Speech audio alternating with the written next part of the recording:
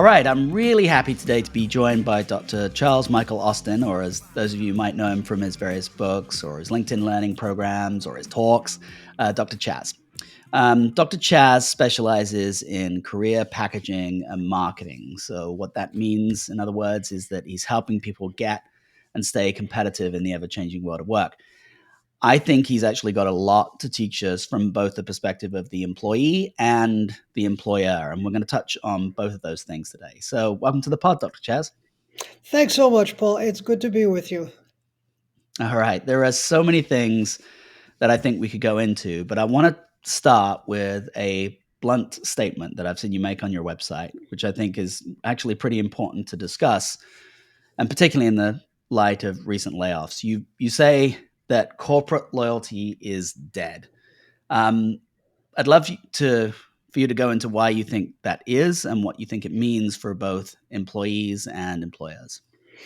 Um, Unless you've been living under a rock, I mean, that's just the way it is now. We're used to what our parents and grandparents perhaps had, where you were loyal to a company and they rewarded the loyalty. You would move up in the company, you'd retire, you'd get a pension, you'd get health insurance, etc. And for a lot of people, navigating the workplace or beginning to do so, they expect it's going to be that way. And it's very sobering for people to realize companies don't care anymore. They care about shareholder value. And as an employee, you become a liability because, as we know, in any organization, labor is the most expensive thing. So if I'm a boss and I can replace you with a robot or someone who works in another country for a quarter of the price, I'm going to do that. It's more money in my pocket. I will have work for as long as I want to work because this whole concept is so dislocating for people. It's so upsetting for them. They've done all the right things. I got an education. I have a good resume, which I worked on for months with 7 or 8 coaches. I've taught myself or been coached on how to interview. I know how to dress, and I can't even get an interview, much less a job. There must be something wrong with me. And so I have to retrain them for this new idea, this new concept. First, make them think a different way, and then behave a different way.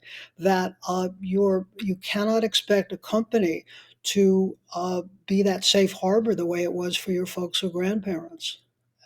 So Yeah. that's the employee perspective or the worker perspective. Hmm. And bosses are not necessarily bad people. If I'm going to get a bigger bonus and my job is to cut expenses as well as increasing market share, and I can get rid of you, I'm sorry, Paul. You've done a great job for us. We really appreciate it. Have a good life, but we got a robot to do your job. Or we have a kid at 20 who can do your job for half the money. Don't let the door hit you in the butt on the way out. Um, I'm sorry, we just cannot afford to do that anymore.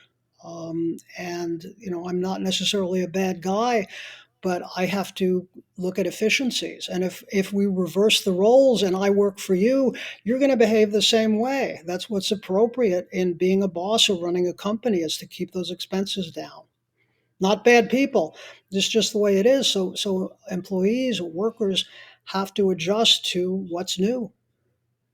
Yeah, I think you make a very interesting point there, and you're right. Of course, I mean this is something that has been around us for a long period of time, but there have been some recent changes. I think probably over the last 2 or 3 months, even that have really started to bring this into perspective. Obviously, you start to think about the repeated layoffs, particularly in the world of tech. It's very interesting because you see the job numbers overall, and then you see these significant layoffs that are being announced almost on a daily basis in tech.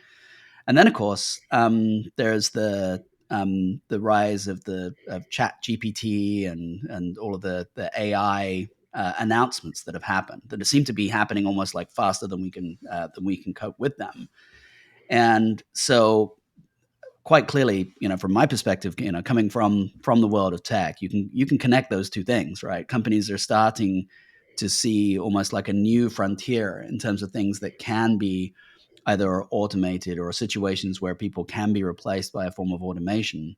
And the tech companies are jumping on that. They're jumping on that relatively quickly, combined with the fact, of course, that many of them overhired for at a period when they could during the pandemic. And so yeah, I mean, it's just what's been happening over the last 2 to 3 months is just really a clear illustration of something that's actually been around for a long time, but is really coming to focus, I think, for a lot of people right now.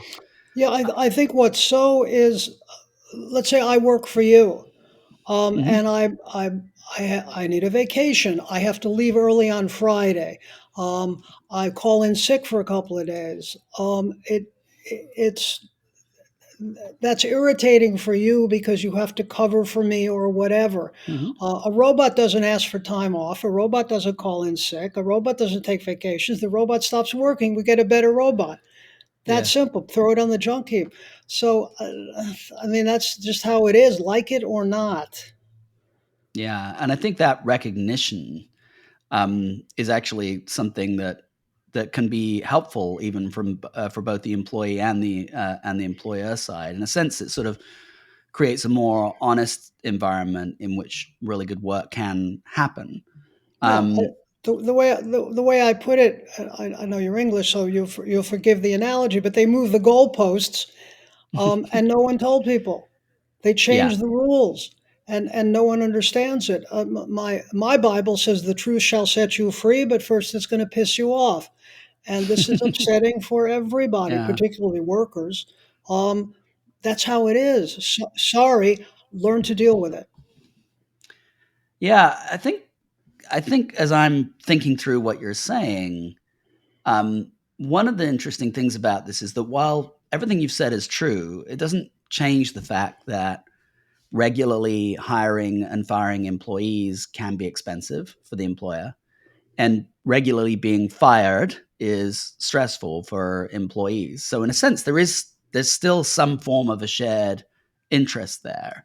I guess the question then for the employer becomes, how do you keep somebody engaged in the climate in which you describe? So what do you think the answer to that is? Well, let me back up, and I always have to do this. I have private clients and students I work with. I have to shift the focus from jobs to work. Uh-huh. Rather than looking at something permanent where you're locked into a company for decades, that's gone away.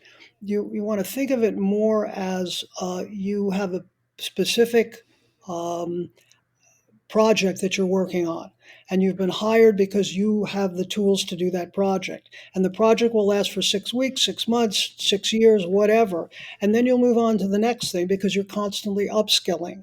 um, Companies don't train because they Hmm. expect people to turn over or jobs to turn over or the company's going to get sold or merged or something else. So, again, no safe harbor. You have to expect, both as an employer and employee, that things are going to change almost overnight. And part of the change is going to be the people that worked for you are not going to be there anymore, and you may not be there anymore because there's a new division or Hmm. another company, and they absorbed your department, and you're redundant now. Um, so it's it's a very insecure Yeah. situation for everybody. So a lot to me of what you're talking about is centered around from the perspective of the employee is centered around transferable skills. Would you agree with that? Are you Oh, thinking that sure. Yeah, yeah. you have to look at it in terms of what I teach people how to brand themselves, which Mhm. they hate because I just want to be an employee. I just want to be a chemist. Okay, I don't want to have to sell anything. I don't have a brand. I'm just a chemist. I just need a job as a chemist, and I have to tell them you're in sales. No, I'm not. Yes, you are. Sorry, and you don't have to like it, and I don't care if you like it or not. That's not the point. But you have to understand that you want to develop that brand and have a clear sense of what it is you offer that people will pay for. I call it monetizable passion. Um, Mhm. and then you just keep moving around from company to company or project to project through your career, but you always have work because you have multiple streams of income based on your brand and based on the monetizable skills you have that people in your industry will pay for. So your loyalty is perhaps to the people in your network, but not a particular company because everything's so fluid and companies change, move, merge, collapse, whatever. But you've always got your network there, and people are, or your job is to always make them aware of what new skills you've developed so that you can get the next project and the next project and the next project, and you're never unemployed. You don't actually have a job, you're sort of a permanent Hmm. freelancer.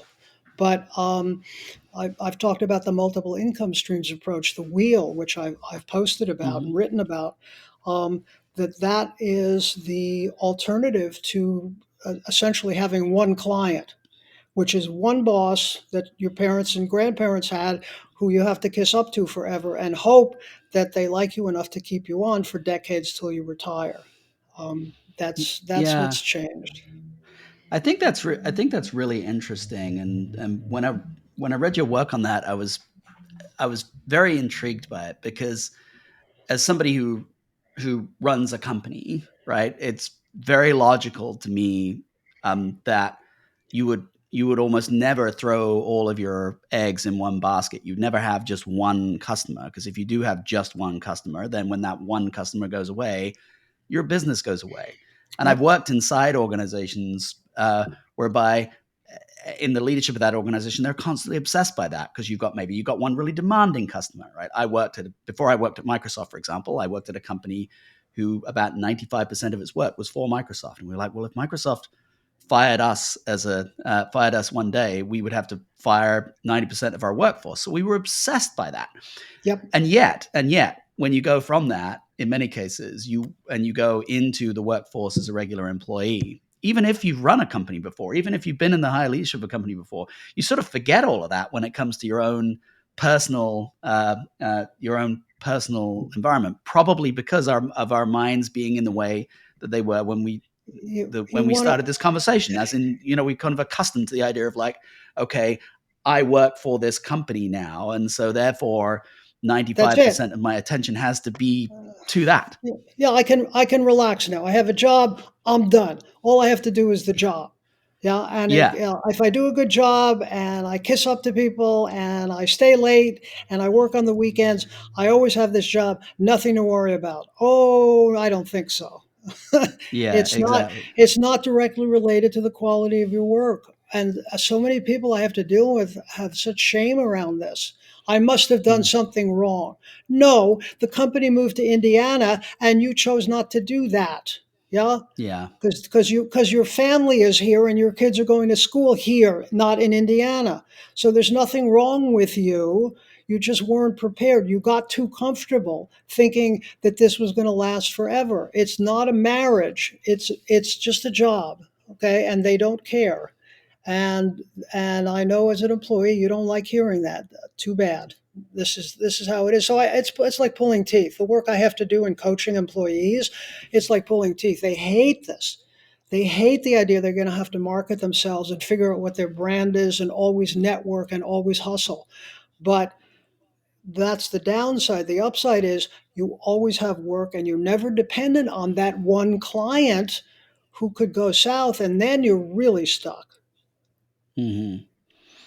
So I think probably in certain industries, this is much more recognized and understood. So, for example, programmers for years have had very strong communities in which they sit, and many programmers are as think of themselves almost as having uh, in some cases like two communities. There's the community inside their organization, and then there's the broader community of programmers.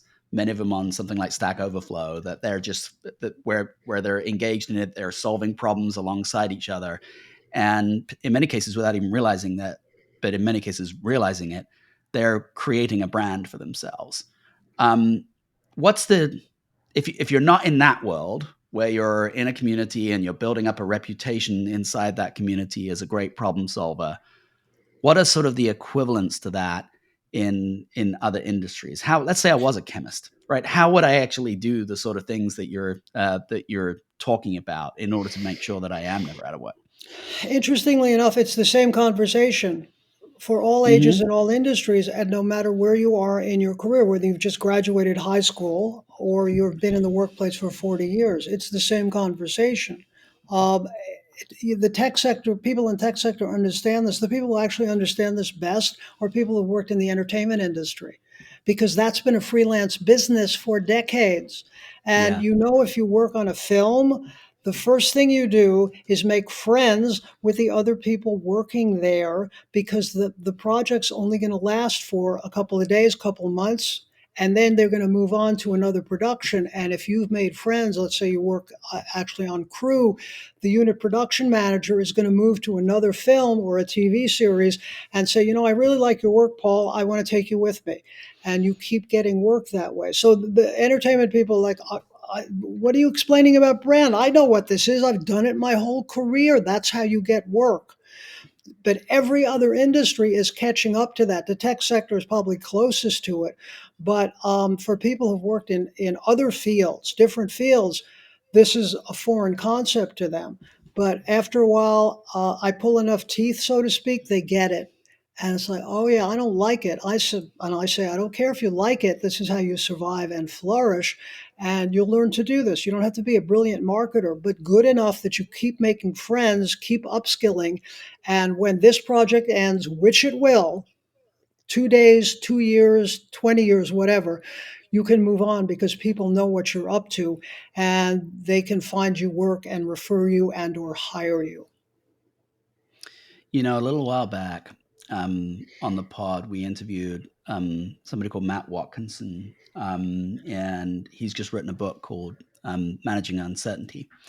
He talks a little bit about some similar themes, but what he's looking at is basically how do you go about, as either an individual, a manager, or a leader inside an organization, of navigating a world in which is inherently uncertain. And from his perspective, we have a tendency to behave in a very deterministic way. In other words, if I do X, then Y will follow. If I do really good work, I'll keep my job. If I um, Yeah. have a goal and I just do a certain amount of Uh-huh. things associated with that goal will be accomplished, right? Yeah, there's an Eh, old Yiddish expression there's an old Yiddish expression called "man plans and God laughs." Yeah, Precisely. And yeah, so the book is about exactly that. And so I'm going to paraphrase Matt here a little bit, but ostensibly what Matt says is that what you need to be doing instead is kind of recognizing that the world is a giant lottery and you need to be buying as many tickets to that lottery as you humanly can, right? good And I think analogy. that what you're talking about is much the same thing, right? Yeah, As in, stuff will happen, and so you need to position yourself so that when stuff happens, you've done enough things, made enough connections, tried enough things, been present in enough places, had enough conversations, if you like, to make sure that the next thing is more likely than not to happen to you. The next yeah. good thing is more likely not to happen to you. The way I train my people, it's define, articulate, and sell your brand. And who you Mm-hmm. sell to your target audience. Those are the people who will pay you. We're not looking for fans, we're looking for money. Who will pay you for your skills and for your new skills that you've upskilled into, because you're always learning something. So you've always got work. It's just not at the same shop every day. And now with remote work, a lot of your time will be spent working at home. Um, and that's how it is, and eventually you learn to embrace it. And yes, you have to hustle for work all the time, but I have a good friend of mine who he worked for a company. He's a graphic designer. He worked for a company for 10 years and they just laid him off. Did a great job, laid him off. Yeah. And he's done a lot of freelance work on the side, and he was one of the people over to my home last night for the Oscars party. And he said, "You know what? I'm liking this freelance stuff." He likes the fact I Mhm. took him to the Museum for the Motion Picture Academy, which is a couple of miles from where I live. He fell in Mhm. love, and he said, "I can go here whenever I want now."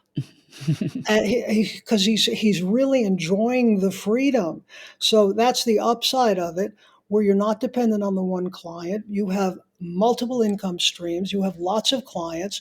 They go away, you find new ones because you're always in touch with your target market. You have a clear sense of how to articulate, this is what I can do for you, sir or madam. Yes. And they know you by reputation. That's your brand reputation. And they say, yes, we can use you. Can you start on Monday? Great. The project lasts 2 months. Wonderful. I will take it. And maybe we'll re up for another 2 months. And if we don't, I've got other ways to make money. I'm good to go. And I'm going to take off and go to the museum this afternoon because I can. Then I don't have to ask my boss because I'm the boss. Yeah. So let's go into that a little bit more detail because everything you say around that sounds great, but it can also be quite a stressful life as well. And I can say this from personal experience as well because in my past I've lived the freelancer lifestyle, as it were. One of the things that I found personally, but we've also found with people that we work with that fit into that category, there can be a very strong tendency to overwork. And one of the reasons why you do is because you have so much uncertainty about what's next. It's interesting, right? In the job, the regular job, the uncertainty's still there, but you can pretend it isn't, right? But in a world where you've got like, this contract for a month, for example, and it's taking, I don't know, 40 or 50 hours of your life, there's such a tendency to be able to go, okay, I'm going to pick the next gig that overlaps this gig and I'll work 90 hours for a week or two because I know then I've got the next gig. So how do you, as an individual, if you're prone to that, if your risk reduction mechanism is always to do more work, how do you counter that so that you can actually be sustainable over time? Yeah, you really have to learn to manage your time Mm-hmm. and take care of yourself. The old line, when you become an adult, you stop treating your body like an amusement park and start treating it like a temple. Mm-hmm. Um, and you realize in order to do your best, you have to take care of yourself, which means rest, which means exercise, which means doing something else that isn't work, um, so that you can be at peak performance level whenever you do have to work. And if you have some perspective on your life, you're not saving lives. You're not working in an ER. No one's going to die if you. Uh, Come on. And some people do tend to take themselves too seriously and do bear down too hard, and then their bodies rebel and say, "We're lying down for a while because this is too much." So that's kind of a personal thing, and it may in some cases require some therapy because why are you working so hard? What are you trying to prove? How much money do you actually need? And at a certain point, as you upskill and your reputation increases and gets better and better, you can charge more. So you work less and make more. Yes. So what you used to do in 10 hours, you can do in two, and spend the rest of the day at the beach. Come on, Mm-hmm. please have a little sense of perspective and humor about what you're doing. No one's going to die. It's okay, and you get to recharge. Let's move on to something else just before we go into the remote and hybrid situations in a little bit more detail. There's another statement that I've heard you make, and I'll quote you directly. You said, "I hold a doctorate in organizational leadership, and all theories of leadership and management can be reduced to four words: don't be an asshole." So explain that, and from whatever angle you want to explain it. My wife is a Freudian analyst, which is, I mean, she doesn't analyze me, but her perspective is wonderful. And one of the things I learned about from her, and I find this fascinating, that the workplace mirrors what it was like um, when you were growing up. So the mom and dad, the parents, okay, and the children. Let's take that 20 years forward. The mom and dad are now the boss, and the children are the workers. So they're Mhm, actually children in suits, yes? mhm. And their job is to curry favor with mom and dad, with that parental figure, um, so that they'll be treated most favorably. The person who is the boss, unfortunately, and I've worked a lot with graduate schools and MBA programs, etc. Bosses, managers, leaders are trained in finance and marketing and not so much in human relations. So, how they operate is the way their parents operated, which is I'm the daddy and you'll do what I say. There is a tendency because you have that power, because people shake and quake when you look at them cross-eyed because they're afraid they're going to lose their only source of income. There is a tendency to be an asshole, to lord it over them. And I think you again you have to work on yourself and understand yourself and how you're wired. Yes. So that you resist the temptation to be abusive, which is it's built in. If you're my boss, I have to make sure you like me today, and then if I do something wrong, that you're not going to fire me. And your job as a boss is to reassure me that you hired me because I'm good at what I do, you trust me, and sometimes I screw up. And it's okay, I'll fix it. We're good. Just stay in touch. And it's a safe space that you've created for me. So I think bosses, if they're enlightened in any way, need to resist being assholes because it's a default. That's how your parents were. They always accentuated the negative. How come you're not like your brother, Paul? Okay, look at him. He's terrific. Or how come you're not like your sister? Stop it. Don't do that. That disempowers people.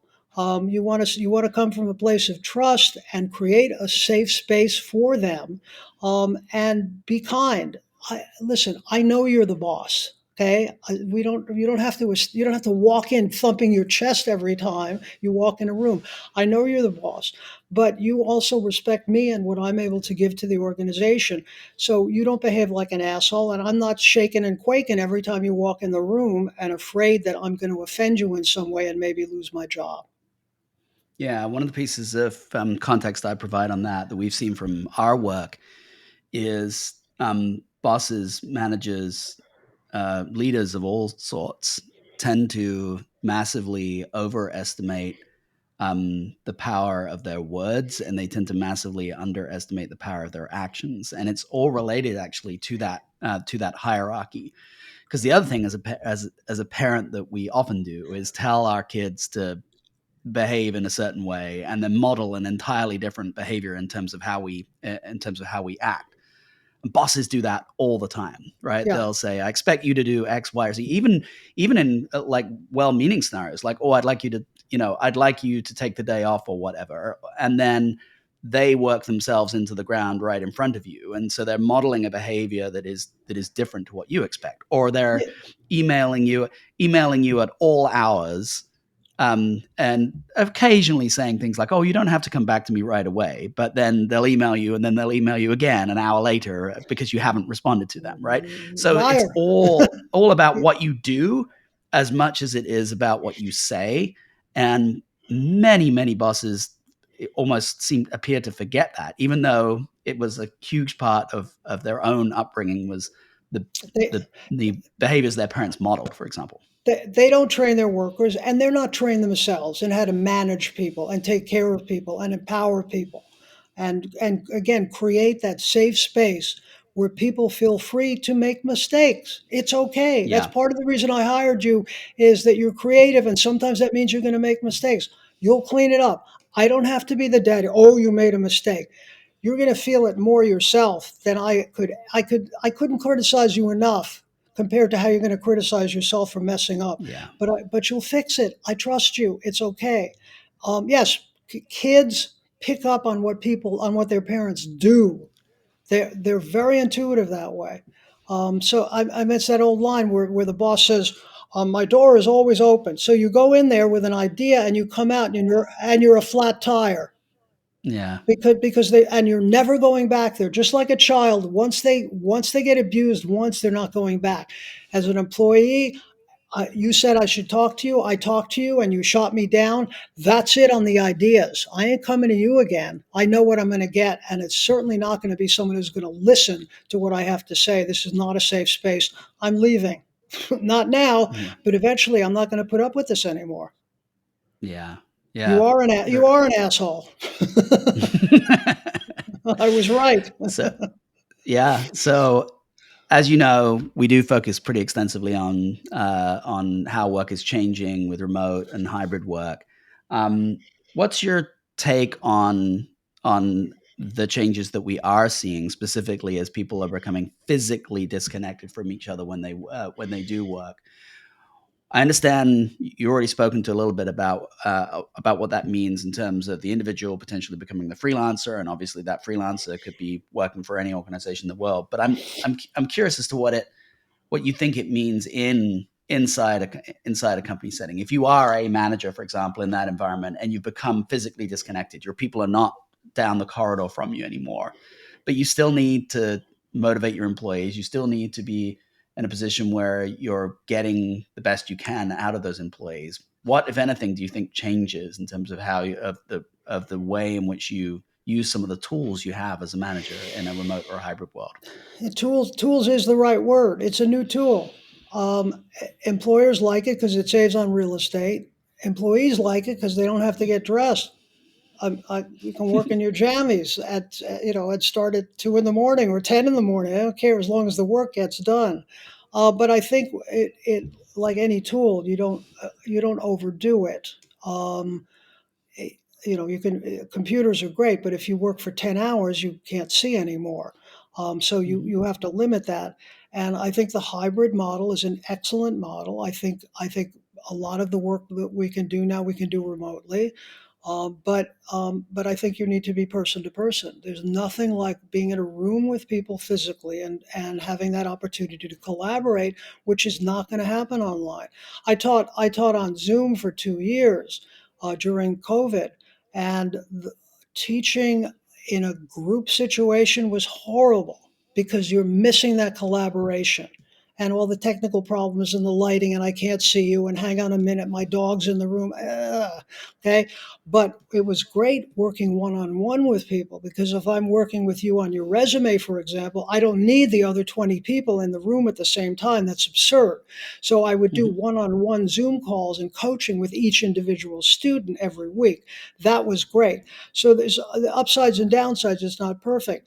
But I think the hybrid model is wonderful, and I think if you could get again, it comes back to trust. If your employees trust you, you work collaboratively and figure out, listen, we can work hybrid most of the time, but we need to all come in the office these many times a week, these many times a month, at these hours to meet in person and sit and chat and talk and have coffee and just see what we can create together as a team and be able to collaborate. Nothing's ever going to replace face to face. So I think if the team agrees together, okay, how about twice a week from 10 to 2 on Mondays and Fridays? Great. Let's do that. Okay. And the rest of the time, I trust you and you're going to check in. You're on an electronic leash anyway. Yeah. And I'll trust you to do the work and we're good to go. But I think the hybrid model is wonderful. It's going to save on air pollution and traffic and stress and so on. Um, I mean, my wife worked. She has a home office and she has a practice office. She's a therapist, and she worked on Zoom for 2 years with patients, and it was great. And then she had to she worked in yoga pants. And then when she had to go into the office when COVID was over, she said, "Oh no, now I have to wear pants again. Oh, jeez." But there's a benefit to both, and some of her patients want to see her in person, and there's a real benefit to that. And some of them, it's just she sees patients in the evening. So after they work, to have to travel through traffic in LA, which has gotten horrible, it's not worth it to them to drive for an hour. They just as soon do it on Zoom. She understands that, and some of them in person. So I think the hybrid model is wonderful, and we need to use this as a or see this as a very positive tool. but use it appropriately. Yes, you don't use a hammer on everything. Sometimes you need a screwdriver. So sometimes in person and sometimes on Zoom. Yeah, it's really interesting. We've had these conversations over the course of the last few months, there's been some kind of coalescing of opinions and then some areas where people feel very differently. So, for example, we certainly have worked with CEOs that have a 100% remote model and have figured out how to make it work. We have other people who are very focused on hybrid. Some who firmly believe that you need at least a day in the office each week in order to be able to accomplish everything you need to accomplish. But I think one thing that is interesting, that is definitely, despite the various different viewpoints that we're getting on the pod, is that there is an increasing understanding that the work modalities are different, right? And that there are things that you get done as a team in a more combined setting, as it were, where people are collaborating efficiently and effectively in real time. And then there are things that are more effective and efficient to do asynchronously, where people are set aside. And of course, you have to figure out what the specifics are for your organization, for the group, for the work that you're doing, as to what those ratios are in order to be able to make it work well inside your organization. And But I one of the think things that I would go ahead. I think, excuse me, I think it needs to be collaborative in terms of the team deciding, not the top down, the team deciding Hmm. we need to meet in person. What does everyone think would be an ideal situation? Would it be once a month? Would it be once a week, twice a week, whatever? What hours, what days? So it's not like I'm going to tell you you're coming into the office, the old asshole boss thing. Yeah, No, we agreed that this would be a benefit to the team to come in every Thursday from 9 to 4 once a week, yeah, and no more than that. But I think again that needs to be that decision needs to be collaborative, well, so we're not forcing it on people who are getting very comfortable working remotely, but can also see, it'd really be nice to see these people in person, give them a hug, handshake, coffee, yeah. something like that. So sorry to interrupt, but No, no, it no. was a That great was point you raised. yeah, very important. Let's finish with a topic that is actually quite close to my heart, and it's something that I've been on a little bit of a personal journey about as well, trying to figure it out.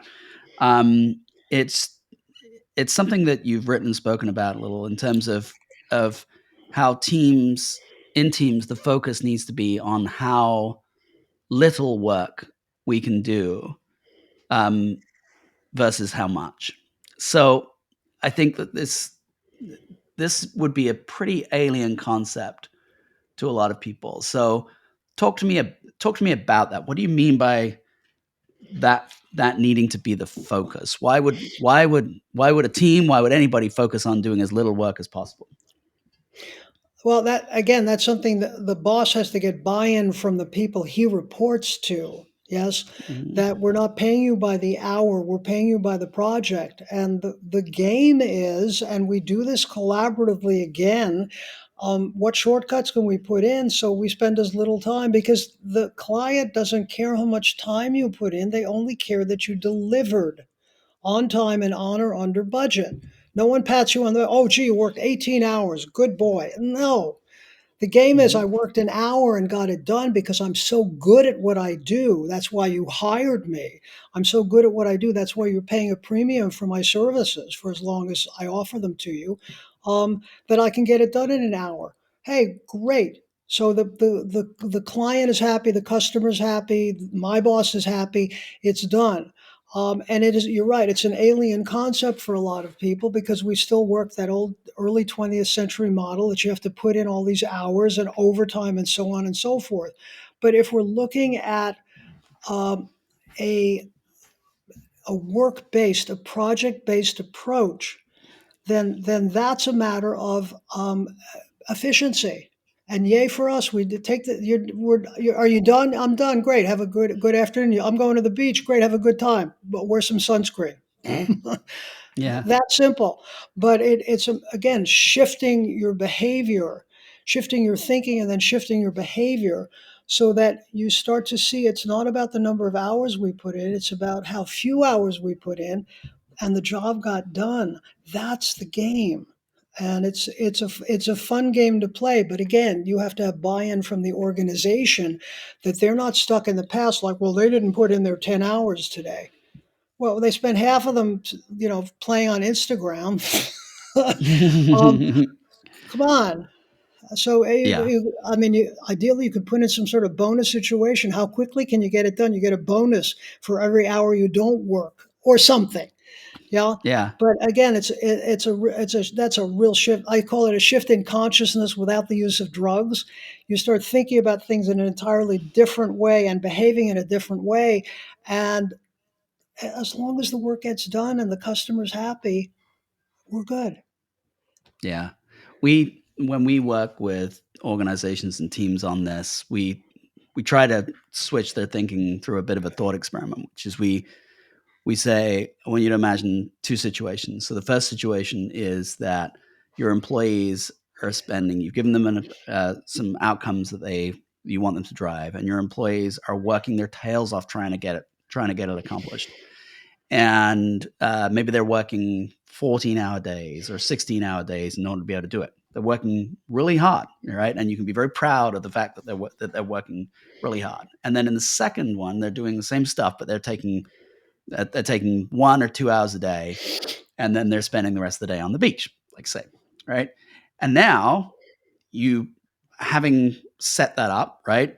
You then say, okay, now you've got an additional job that you need them to do. Which team is going to be able to perform that additional job? Team Duh. A or team B, right? It's pretty Yeah. obvious, right? Yeah. But it's amazing how, like, when you start to think about it that way, a little light bulb goes off inside the organization to go, okay, so what you're basically saying really is something really simple, which is that one of these teams is way more efficient than the other. And because they are way more efficient than the other, then they have the ability to be able to adapt and adjust and deal with changing business conditions. The ones that are maxed out, that are constantly, pulling on sleep reserves or pulling on family reserves or, family time or whatever it happens to be, that are constantly doing that, are constantly pulling on empty, they're never going to be able to adjust and adapt in the same way that the first team is. But of course, like putting incentives in place to drive that is really is like I say, it's an alien concept in most cases, and it requires a complete shift in thinking. Yeah, I mean, a lot of bosses are against remote work because I want them in the office. I want to see that they're working every moment of the day, 9 hours a day. Get over yourself, Yeah, okay? That's not the game anymore. You can trust them. They're getting the work done. Hello, it's not yeah, about that.